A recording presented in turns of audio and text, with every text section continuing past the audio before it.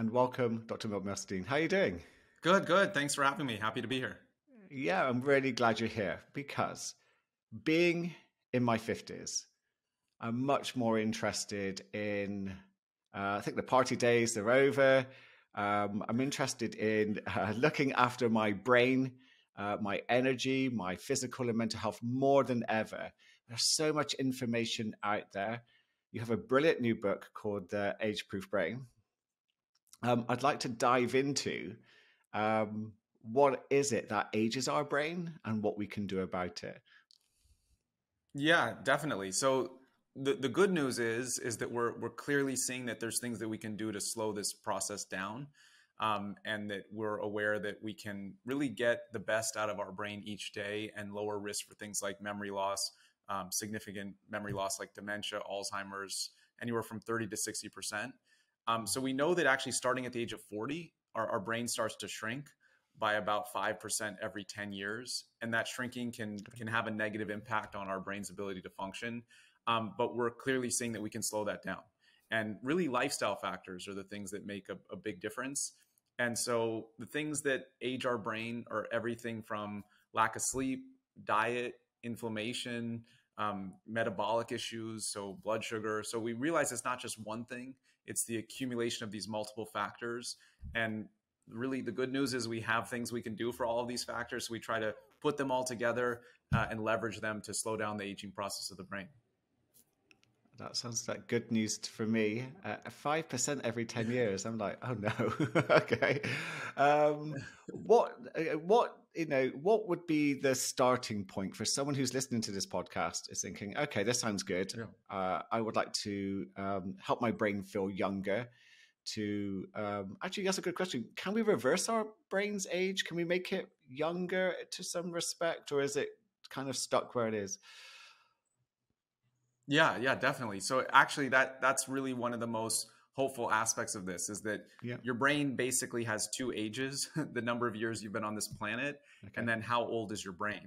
And so your brain can be older or younger than your actual age. And one of the ways that we gauge brain age is just the shrinking of it. So we want to have a full plump brain. And we see that when we do these lifestyle factors, we keep the brain more full, more plump, and we can slow down that aging or that shrinking process.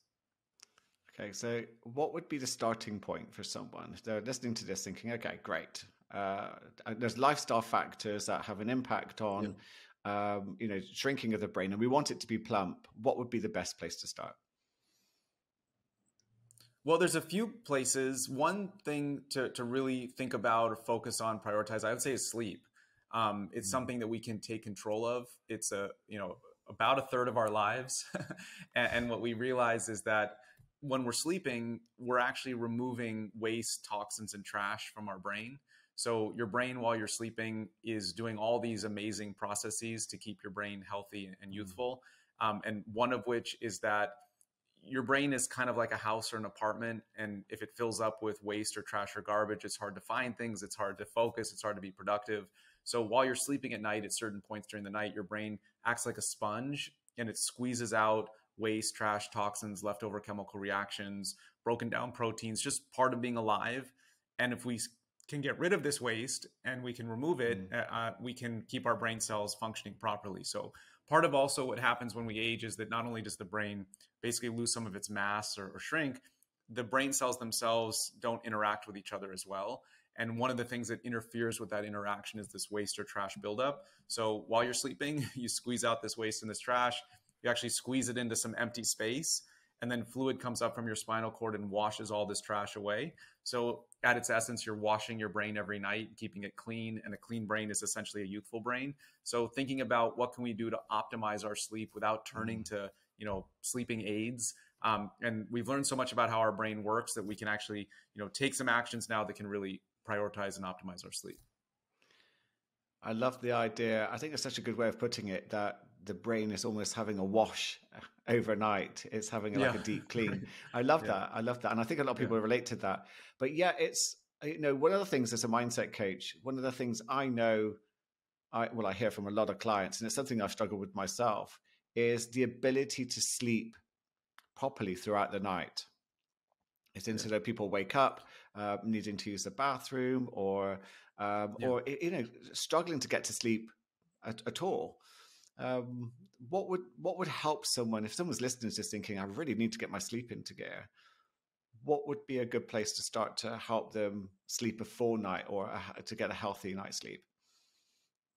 Yeah, one of the important insights is that it's okay to wake up. So the more that we Okay. hear about how important our sleep is for our brain, Mm. I don't want anyone to hear this and then wake up tonight and panic that they're not getting a brainwash. Now they're like, I wish I never heard that.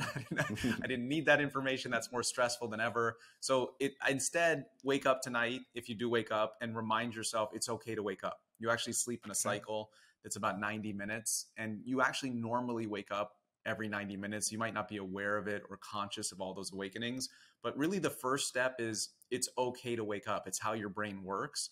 What we don't want to do in the middle of the night is think about stressful thoughts. We don't want to think about all the Mm. things that we didn't do yesterday or all the things we have to get to tomorrow. Stress, worry, anxiety at 2 or 3 or 4 in the morning is the enemy of our brain's ability to get back into the sleep cycle. So thinking about some mindfulness, we can talk about that, some stress, stress alleviating activities, like breathing exercises, mindfulness. Try not to check your phone. Your phone Mm. emits light that tells your brain that it's daytime and it can Yeah. make it hard to fall asleep. So having the phone out of reach and just realizing it's okay to wake up, but we want to do some things to get ourselves back into the sleep cycle. And it's not the time to start thinking about all the things that are worrying us. And instead, if we can put our mind sort of in the present moment with some breathing or some relaxation activities, that can help us get back into sleep. Yeah, that's a great tip. Something that I've been working with my clients on is getting them to be aware of the part of them. I call it a little problem solver. When I don't know if you've ever experienced it. If you wake up at say 4 in the morning and your brain goes, okay, let's just discuss all the things that you've got to do tomorrow, and also try and Right. solve these things and give you wonderful ideas. So one thing that I Yeah. began to do was just say, hey, hey, look, problem solver, we don't have to do this right now. There's no problems to solve this very moment. And that seems to be Right. very, very helpful. But breath work is also very handy, calming down that nervous Yeah. system. Yeah. Also, scheduling time to worry. It sounds silly or Yes. ridiculous, but saying, this is 4 in the morning isn't the time. I'll put it on my calendar. I'll deal with it, at 2 o'clock today from 2 to 2:15. There's nothing Yeah. wrong with worrying, but we just want to make sure there's a beginning and an end to it. And then also what we realize is it's interesting what you brought up, because what you do in the hour before bed Mm. can lessen those wake ups where the worrying part of your brain, or the thinker, the analyzer part of your brain is active. And they've done these interesting studies where they have people in the hour before bed write down their to-do lists or what they're worried about. And they tell themselves, okay, this information is safe. You'll deal with it in the morning. And what we believe is happening is it allows the brain to let go of information. And Mm. also because oftentimes it's like we do one more thing, one more task, one more email, and then we just try to go to sleep and we don't let go of all the things we need to let go of. So our brain at 4 in the morning is like, wait, what about that thing? What about that other thing? What about that thing I'm worried about? But if we let go and process it before bed, we're more likely to not have it wake us up at 4 in the morning. And if it does, have a little pen and paper by your bedside. Tell yourself, I'm going to write it down. It's safe. I'll deal with it later. There's something about letting go of information Yeah. that's really important. Otherwise, our brain is like, don't forget this, don't forget that. Yeah. And Yeah. it usually I, happens like at 3 in the morning. I love the negotiation. I think, yeah, just reminding your brain that you're safe and that we don't really need to deal with this Yeah. right now is an Right. important part of just allowing the brain to just pick it up at another point. What do one of the things as a coach is a lot of the people that come to me don't really want to sort out their bedtimes. They don't want to. There's a lot of resistance to going to bed at a certain time. This is almost like this part of them rebels against almost like getting a good night's sleep. What have you come across that level of resistance to? Because we offer a lot of great advice, but there's people who know it, Yeah. but almost find themselves. It feels too hard to act upon it. Yeah, that's interesting. Do you mean that they don't want to change their bedtime, or they don't want to go to bed? They want to stay up later? Yeah, there's a part. So I was talking to a client the other day, and they're like, "Yes, I need to go to Yeah. bed by 11. That's absolutely correct." And I know I would feel amazing the next Yeah. day because they're Yeah. worried about how they are the next day. But when it comes to Right. that 11 o'clock, there's part of them that says almost like, "Screw you! Let's just watch another episode of something. Let's go Right. into a TikTok hole or something else." And before they know Right. it, it's 1 o'clock in the morning, and so. Yeah.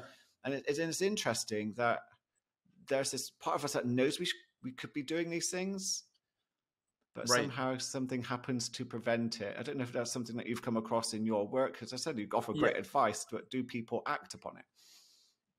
Yeah, so I've actually there was some interesting studies in the last year about this phenomenon, Yeah. and the idea is that what they found is that if people don't have enough fun or pleasure during the day, then they don't want to go to bed. They want to say they want one more episode of TV. They want one more episode. Their brain is like, I didn't get enough of enjoyment during the day. All I did was work, or all I did was worry, or all I did was things on my to-do list. And your brain is like, I need something enjoyable. I'm not going to end the day without it. And so sort of re-engineering the day and saying, let's not do this at 11. Let's have some fun and some enjoyment at noon, or, take a break during the day and say, what's a fun activity that you can carve out for a few minutes. And then that allows the brain to say, I've had that time. I don't need to do it now at 11, because it's understandable. The brain wants fun. It wants pleasure. We have to be aware of this. And if it feels like it didn't get enough during the day, it's gonna be like, I'm not gonna end the day without getting a dose. So sometimes that comes from one more episode of the show that's streaming, or one more, dive into TikTok. So thinking about moving those things earlier in the day, or getting some fun activities in, so that we can say, what, we can close the chapter on today and move on to tomorrow. Absolutely love that. And I think that's right.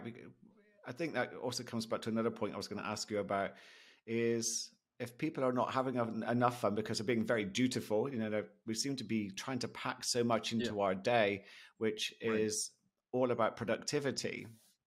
Again, when that's very stressful for someone's nervous system, I think that adds a lot of inflammation. And then obviously they're trying to squeeze in a little bit of fun before bedtime. I think there's a term called revenge bedtime procrastination. I don't know if you've ever heard that. Yes, that's what it is. Yeah, that's exactly it. Yeah. Yeah. And so what do you think is happening for people to get to that stage? Because it seems to be, we're seeing an increase in mental health issues from anxiety, depression, dementia.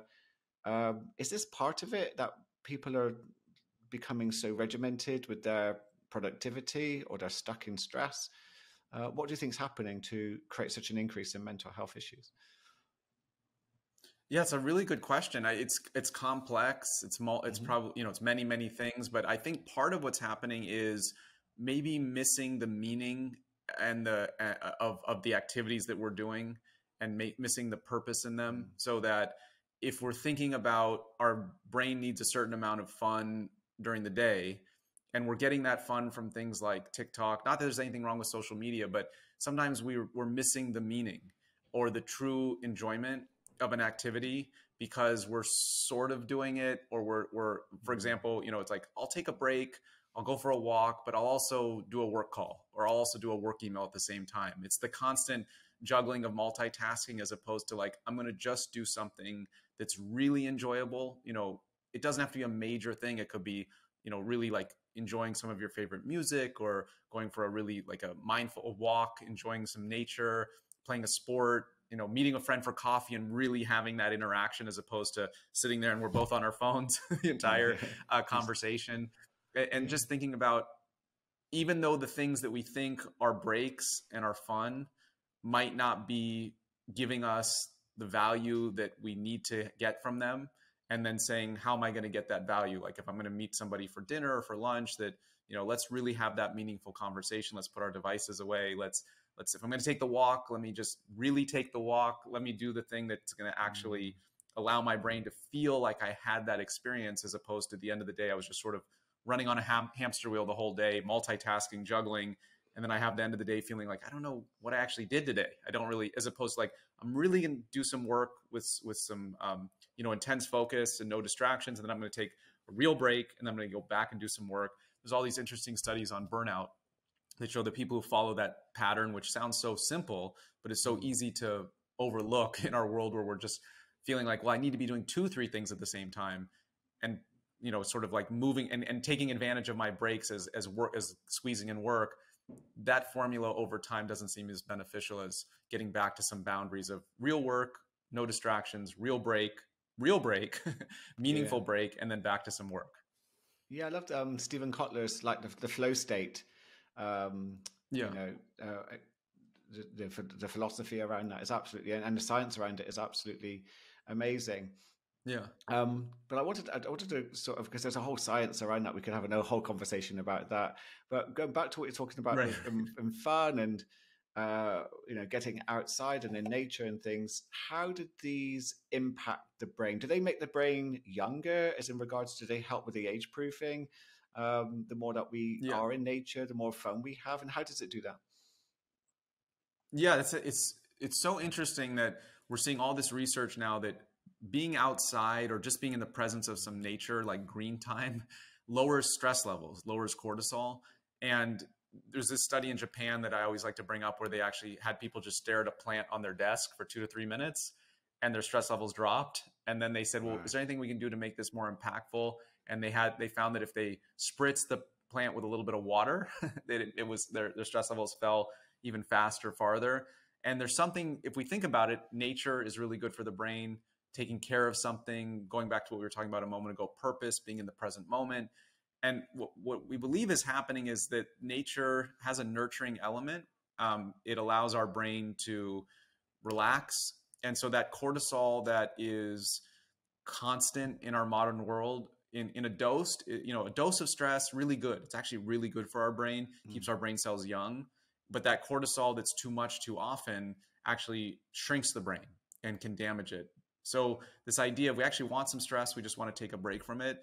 And what are the things that allow us to take a real break? We see that it's nature, being in the presence of nature. I was talking to somebody recently about this, and they were telling me about this study where when we're outside in nature, we change our vision. We sort of look at a bigger picture of things, and it allows our brain to calm down as opposed to just sort of constantly during the day staring at our phone or a computer. And that narrow vision is more of, if we think about our ancestors, when they were like really zeroed in on something, they were probably in a moment of stress. They're probably trying to, solve a problem, or they're probably trying to be very, watching a predator. But if we're just out sort of gazing at the horizon and taking it all in, we're probably in a more relaxed state.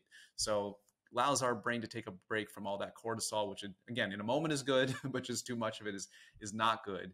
And again, it doesn't have to be a national park. So it's nice to think that, you could have a plant on your desk or in your home or your apartment, and that can have some benefit too. Yeah, I heard about that study. I think Andrew Huberman talked about it because he talks a lot about light and eyes, and he talked about peripheral vision and landscape vision. And I can't remember the name of it. In Hawaii, there's a meditation technique using peripheral vision, which I heard about years and years and years ago. But what I liked about it when I was experimenting with it, because I trained in eye movement therapy, is that when you go into peripheral vision, the brain becomes really quiet. And almost like you almost enter into this meditative state. And I think it is something about the broadening of your vision is somehow an evolution, a way of allowing the brain to know you're safe. But when we become very stressed, we become quite narrow and focused to deal with that danger. Right. I love that you brought that up. Going into stress a bit, it's great that obviously being in nature is very good for reducing stress. But what are the effects of stress on the brain, and how does that work, on the brain and body? If anyone's listening to this, what signs should they look out for that says, hang on a sec, the body is letting you know through stress or some sort of symptoms that it's probably asking for help? What should they look out for? Yeah, definitely. Those are great questions. One is thinking about stress in a new way, the new perspective, building upon what we were talking about a moment ago, that we're not looking for a stress-free life. That's actually not ideal for our brain. And I like to think of it like your brain's like a car. If you leave it in the garage and you never drive it, it falls apart. If you overdrive it, it falls apart. So we actually want some stress in our life. We want to feel engaged. We want things we want to get done, challenges. That's all really good. There's evidence that moments of stress, bursts of stress actually help brain cells and the memory part of your brains essentially stay sharp, stay active. So we can understand that stress is really good in those moments.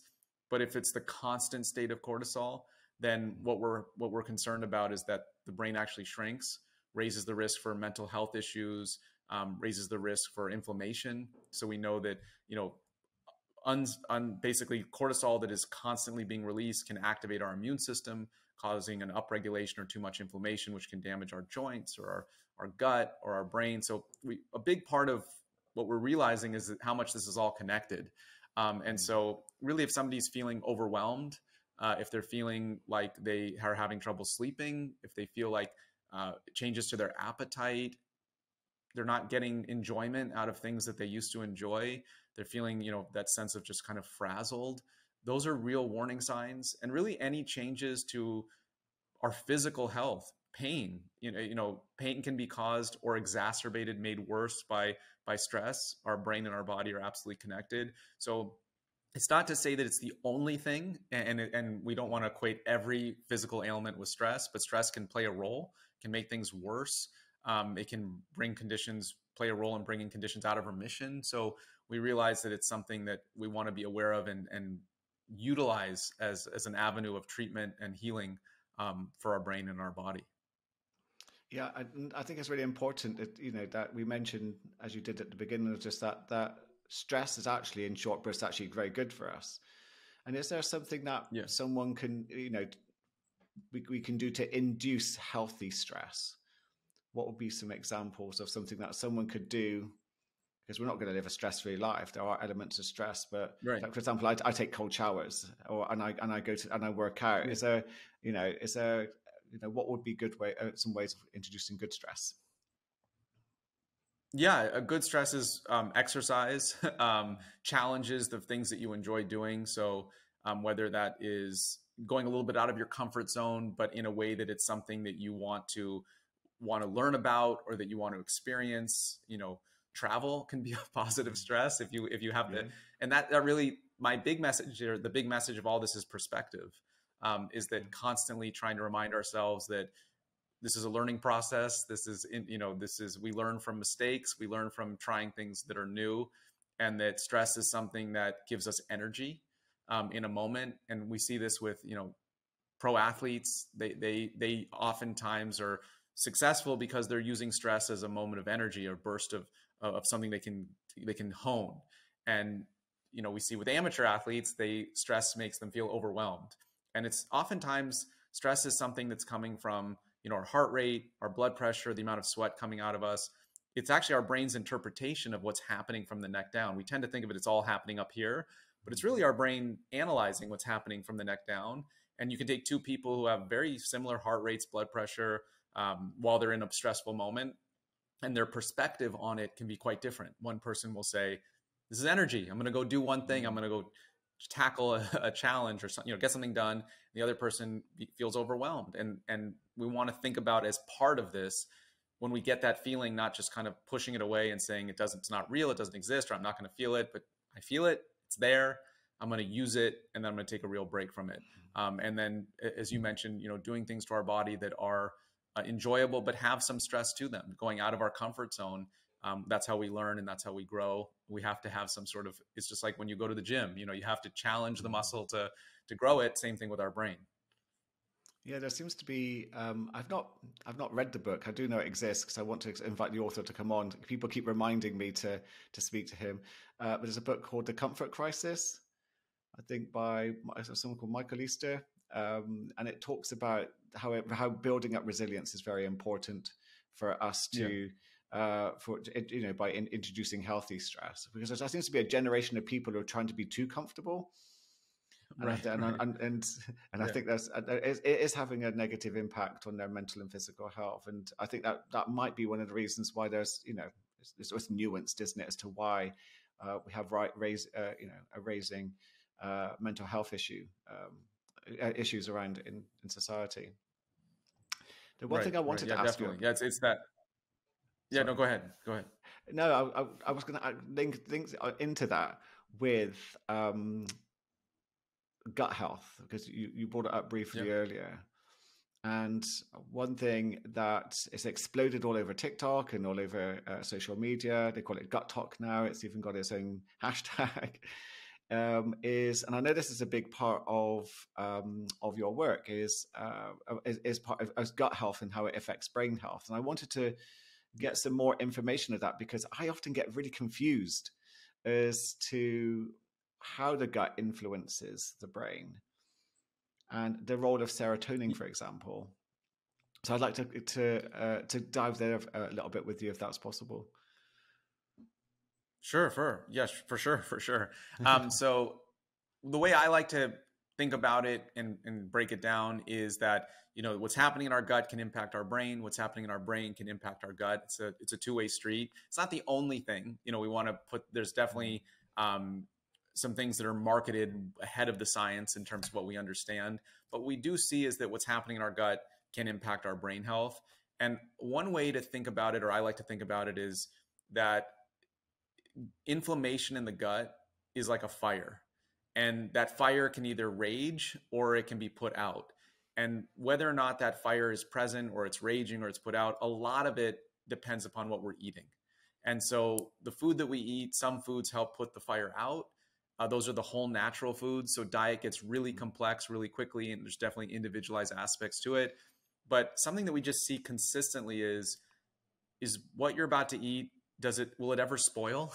Like, if it's going to spoil someday, you're doing some good things for your gut.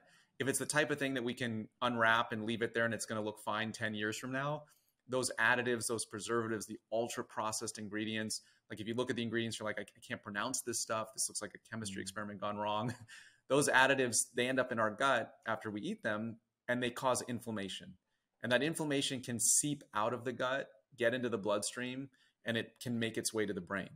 And what can happen is that inflammation, just like it attacks the joints or it attacks the gut, once it gets in the brain, it causes these other cells in the brain called microglia that are there to clean up the trash and the waste that we talked about before. They confuse these microglia. So the microglia are they're like the bottom feeders of the aquarium that eat up the garbage, but they're in your brain eating up the waste and the trash and the toxins. Well, when these microglia get confused, they start attacking healthy brain cells. And that can damage memory centers of the brain and make it harder to remember things. It can damage parts of the brain involved with mood and raise the risk for depression. So what we realize is that what's happening in our gut, what we're eating, and just our overall gut health plays a role. It's not the only thing, but it plays a role in what's happening in our brain because of this connection between inflammation. It's not the only connection, but it's one connection that we can clearly sort of visualize that, wait a second, there's a fire in my gut and that's spreading to my brain.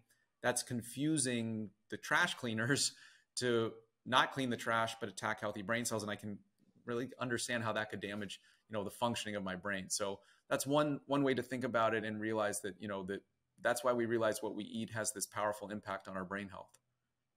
I think that's one of the best analogies I've heard in regards to helping, just taking it seriously. That there's a fire in your stomach, and what you eat either puts it out or increases the intensity of the actual fire. What foods? Yeah. I mean, obviously you mentioned whole foods, but is there anything which someone listening to this to think, where do I start? Because again, there's a lot of information out there about this, but just some basic. Where would they start?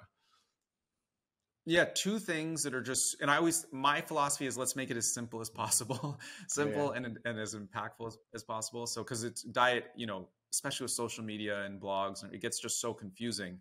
But really, just breaking it down to when you're eating, just looking at your plate, and if you have colorful fruits and vegetables on your plate, if it looks like there's a rainbow there, that's good. Because what we realize is that it's not just one fruit or vegetable, because people say, I'm only eating, whatever, berries today. Or what we really see is it's the synergistic, it's how they work together. And they work together and basically can help as they interact with the anti-inflammatory compounds within these fruits and vegetables in a way that is synergistic, and it helps put the fire out. So we want to think of combinations of colorful fruits and vegetables, varieties. And then the other thing is fiber. fiber is like it. There's always like a joke that like if fiber was a drug, people would be lining up for it because it just is one of the most powerful things we know of that lessens inflammation in the gut. So thinking about, real fiber that's coming from, nuts, if grains are appropriate for somebody, whole natural grains, those are the types of things that can be really helpful. And of course, there's people that have, nuances within their diet for a variety of reasons. But thinking about getting fiber in some way, that could also be through vegetables too. But those two things, just some fiber in my diet. And, it doesn't have to be that we're always taking things away from our diet too. Just adding those things to your plate, interestingly, has been found in some studies to just be beneficial too. So, people are like, I don't want to take away this, just like, add it in. That can be good too. Yeah, no, I love that. And what do you think about adding? Because I was interviewing Dr. Will Bolsowitz, and he did the book Fiber Fueled, and he mentioned about adding, soluble fiber to your coffee. Well, it's just a really simple thing, or a smoothie.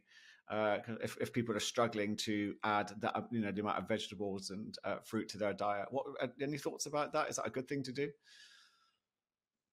Yeah, I mean, that's within reason. If somebody's struggling to get it in their diet, I would say talk to your doctor about it anytime you add something like that in, just to make sure it's appropriate, but it's definitely within reason. And I think that we think about trying things with food first, and if that doesn't work, as I think it's a good recommendation to say trying those things that you can add that are like fiber to smoothies or to coffee or to cereal. That's within reason. I would say just double check with your doctor just to make sure. There's always the recommendation would say, let's just go one step further and just make sure it's right for the person. Brilliant. Very handy to know. And the thing that confuses me is, and because we hear different versions of this everywhere, so it'd be good to see if I can get this cleared up. But so serotonin is produced, 90% of it is produced in the gut, but that's not the same type of serotonin or same serotonin that's produced in the brain. But does the serotonin in your gut have an influence on your mood to the brain? They're classed as separate things, but somehow they always get lumped together. And I'm it's one of these things which confuses the hell out of me. So could you shine a light on that? Yeah, that's understandable. Yeah. So because of the connection between the vagus nerve and our nervous system, so the vagus nerve runs from the gut basically to the brain. So chemicals or neurotransmitters like serotonin that are made in the gut, they can impact nerve impulses that are sent to the brain in ways that I like to think of it like a guitar string.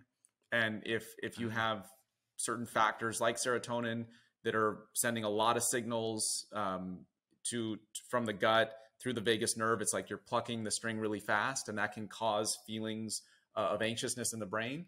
Whereas some chemicals that are released, in combinations with the things about these neurotransmitters is they're not just on their own. That's an area that's also can be understandably confusing. It's how they impact with other neurotransmitters too. But the idea is that combinations of other neurotransmitters can kind of slow down the stimulation from the gut to the brain through the vagus nerve and cause more calm feelings. But it is accurate to say that serotonin is manufactured in the gut, and the serotonin has multiple functions throughout the body, not just in terms of mood, but the serotonin in the gut can be sending signals to the brain through things like our nervous system and vagus nerve that can impact the way that we're feeling in the brain. Brilliant. Thank you very much for that. That has cleared it up totally. It's one of those things which just it changes all the time. And I'm just like, what's the right way to think about this? So obviously one of the things that, you're talking about different things that affect the aging of the brain. What for you would be a non-negotiable? What do you do to look after yourself that would, that you've learned from writing your book? Because, there's so much information. It's very simple to understand and impractical. But what was surprising for you, and what is it that's now non-negotiable for you for looking after yourself? That's such a good question.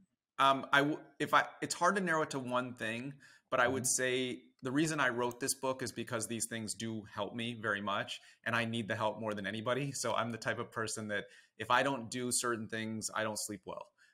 If I don't get exercise, I don't feel well. So they are very much part of my daily life. And I would say that just a couple of them that I would say are really important to me is really prioritizing my sleep, even when I'm traveling, and being aware that what I'm doing in the morning impacts my sleep at night. So we touched upon it, but that all these insights into light. So I really try to get outside in the morning into some natural light, which starts this countdown process in my brain that helps me fall asleep and helps everybody fall asleep at night. So I would say that's something that I really try to prioritize. And then the other thing is, what I'm eating, I find has a big impact on how I'm feeling. So the things we talked about there. So sleep, eating, and I would say besides just exercise, I would say the need to take walks. I find that the studies pushed me to more walking because we know that walking can lower the risk of memory loss by, about 60%, which is shocking, but it's so simple. It's something like so simple as getting about 30 minutes of walking in a day, which doesn't have to all be done at the same time. So I would say that I really try to think about my day in terms of, okay, can I park a little bit farther from the store? Or can I get off, if I'm on public transportation, can I get off a stop earlier? To try to integrate walking into my day. Because I find that has a big impact on my mood and how I'm feeling and how my brain is working. So it wasn't just one thing. I wish it was, but it was. I would say those three things plus others are the non-negotiables. That's good. That's really good to hear. And is there? So obviously, I think these are the basics I promote with every client. So I like to take the holistic point of view. Is there anything else that you've added in? I have cold showers. I think the way that my brain focuses after having a cold shower is just. And it's something that I was really resistant in doing because it was very challenging. But now it's so much easier. Is there anything else that you do that is a little thing that benefits you that's beyond the basics?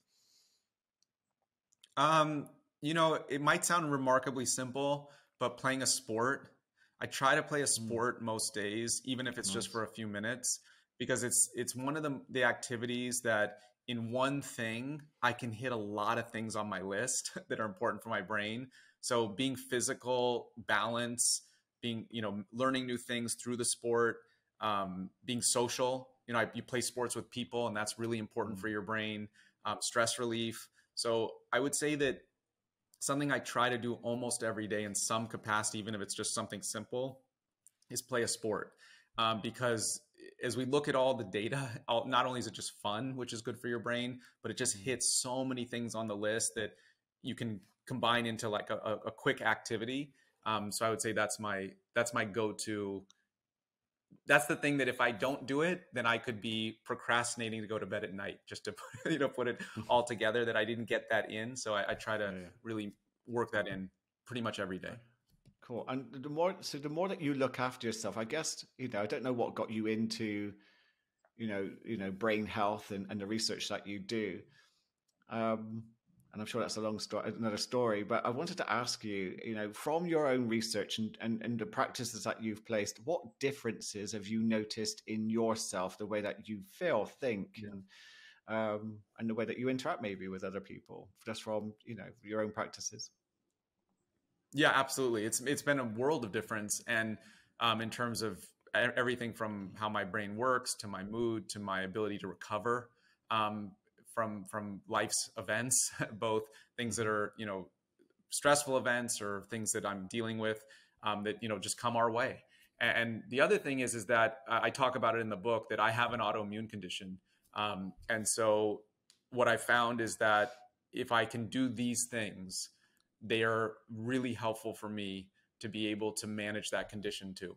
And so I'm not saying that that's the only thing that people need to do. I also work with a physician that takes care of me, but I found that these things are critically important in order for me to stay in remission. And if I'm not well, I can't do any of the things I want to do. So it all begins and ends with my health. So I found that this formula of the same things that are going to protect my brain, 20, 30, 40 years from now, are these same things that allow me to just function day to day. And if I think it's also never perfect as a point, is that I realize that some days, I need to readjust. I need to reprioritize my sleep, or I need to really reprioritize my diet, or I need to, and sort of being in balance. And it's okay that it's not perfect every day, but just being aware of it, I think, is a big is a big step, and saying, oh, these things really do matter, and I'm going to tweak this over here and adjust this here so that I'm moving forward each day in, giving it my best. Yeah, it sounds like a psychological flexibility with it, which just is you're just Yeah. aware of what needs to be, adjusted each day. And if someone was to read your book, obviously I can hear the benefits for you. If anyone was to read your book, what do you think, and followed your advice, what do you think they would begin to feel that would say, wow, I have to share this book with everyone. Everyone has to know what Dr. Milstein is saying. What do you think they would begin to experience? Well, I think that the feedback that I've received from people reading the book, which I'm really grateful for, is a constant message I hear is, I didn't realize I had that much control over my brain. And I felt like my brain was just something I was given, and I just had to sort of deal with it in every capacity. And I didn't realize that what I do and these little things that I can do. And I think the other thing people say is, I didn't realize the things were simple. They weren't, I don't have to buy something. It's not a fad. I don't have to stand on my head. I don't have to eat 27 species of different, it's not of certain vegetables every day. It's not these complex things that sometimes get attention. It's simple things that allow you to take more control over your brain, thus your mood, thus your memory, thus your productivity. It all begins there. And so the idea of, I have more control now, and by doing these things, I feel empowered and calmer about the future, because understandably people have concerns about their brain health down the road, especially if they've had family members. And the idea now that we realize it's not just genetics, we now know we can lower risk of significant memory loss down the road. 95 to 99% of all cases of Alzheimer's disease, we say, are not strictly genetic. Genes play a role, but our lifestyle factors can bring that risk down. And so I think that word I keep hearing is control, which I really am grateful to hear that people feel that way, that they have more power over their brain health than they thought. I think that's a very powerful message that you've just given. So Alzheimer's is in my family, and it's been devastating to watch. And there is a part that thinks, have I done something in my history that's going to lead me towards having, the same outcome? So it's been really good to hear that it's preventable as long as, I begin to take looking after my brain health seriously and following the steps in your book. But if there is anyone out there who, sorry. Yeah. Oh yeah. It's about lowering risk. That's what we really see. Is that we can, in about 95 to 99% of cases, that we can bring risk down, and that there's things we can do to leverage. And the other thing is, it's not one thing. Which also gives us avenues that we can say, okay, we can optimize, we can think about sleep and diet and underlying conditions. And it gives us all these roads to help bring risk down, which I think is very helpful too. Do you think, because I stopped drinking alcohol, for example, last year as part of just a whole series of messages that maybe that was a good idea to actually do. Is that something which you'd recommend with your studies on brain health? Is alcohol really that damaging towards the brain, and does that have an impact with Alzheimer's and dementia, or is there, or is the science inconclusive? Yeah, it's pretty conflicting at this point. And so there's things we know for sure, which is too much alcohol, past a moderate amount, is not good for brain health. That we clearly see. Then we say, well, there's diets like the Mind diet that includes moderate alcohol, like 1 glass a day, and that has been shown to lower risk. But then we have other studies that are conflicting that say that, no amount of alcohol is good for brain health. And what we believe is happening there is that this is an area where we're getting more individualized in terms of underlying conditions, genetics, family history, where alcohol for some people might have some brain protective effects if it's moderate.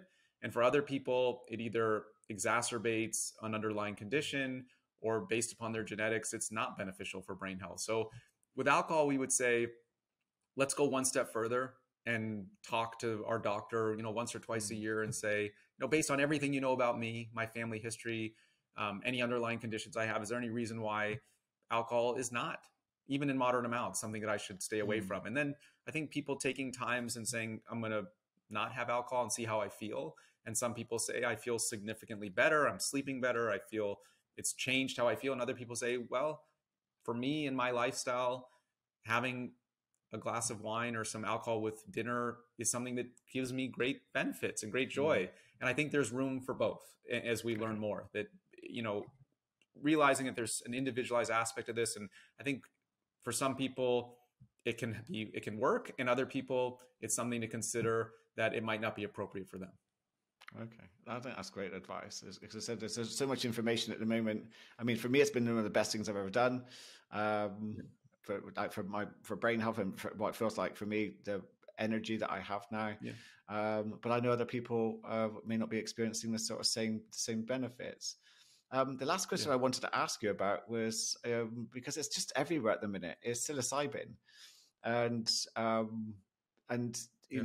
microdosing.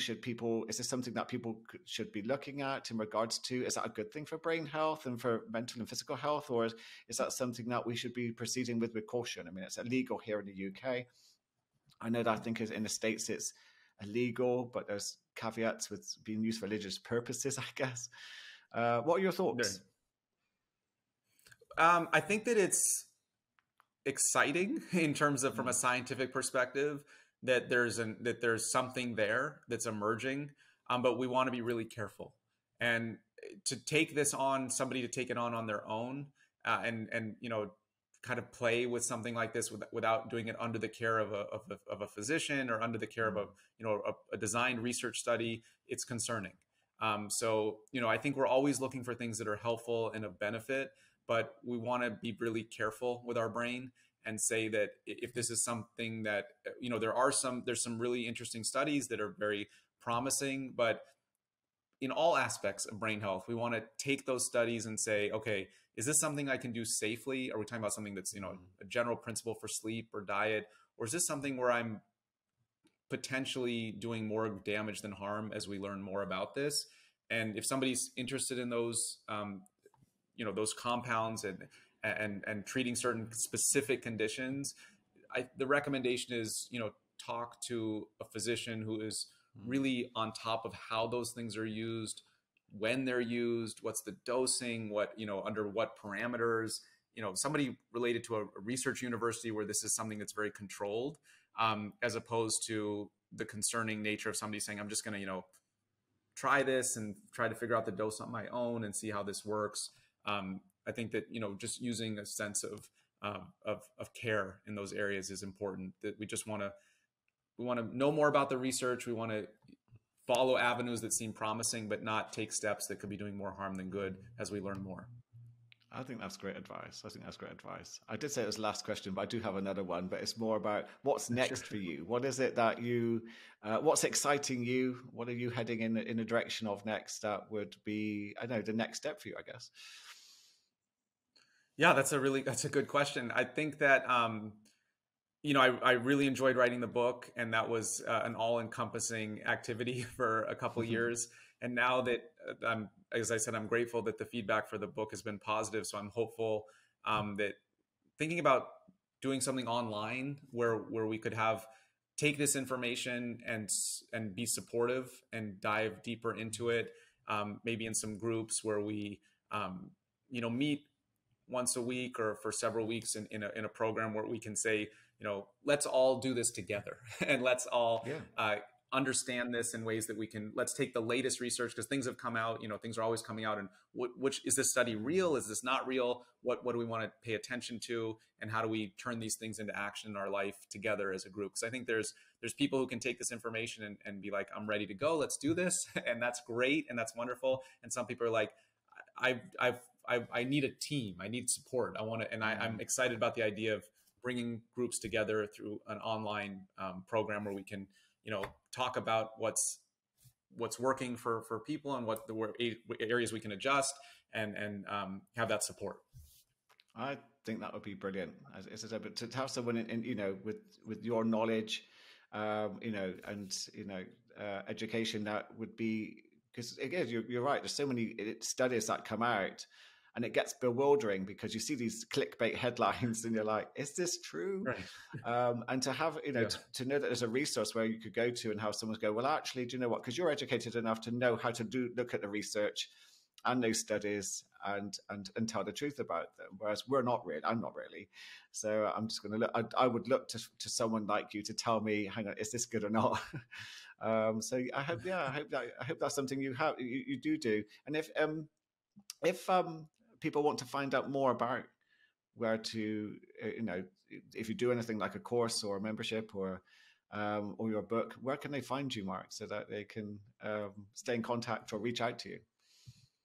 Sure. A great place is just my website, which is Marc, M-A-R-C, Milstein, or Milstein, either way is good, .com, MILSTEIN.com. And then I'm doing some things on social media. So at same address on Instagram, and starting to do some things on LinkedIn too. So just trying to get information out there that's accurate and that's usable. And I like to say always the smallest things that they can have a big impact. Trying to just, there's a lot of amazing research out there. And as you said, let's focus on the good studies and push away the bad ones.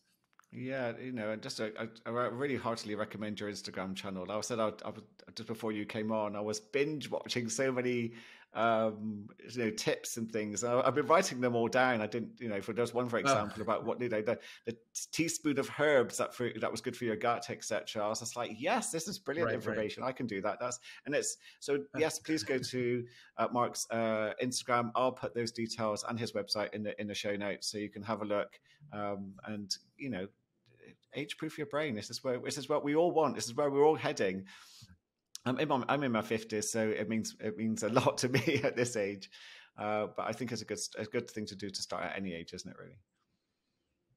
Yeah. Thank you. Thanks for having me. I appreciate it. Great, so great to talk to you, and appreciate all that you're doing to get this information out there. So, thank you so much. You're welcome, Marc. Have a great evening. Take care. Thanks. You too.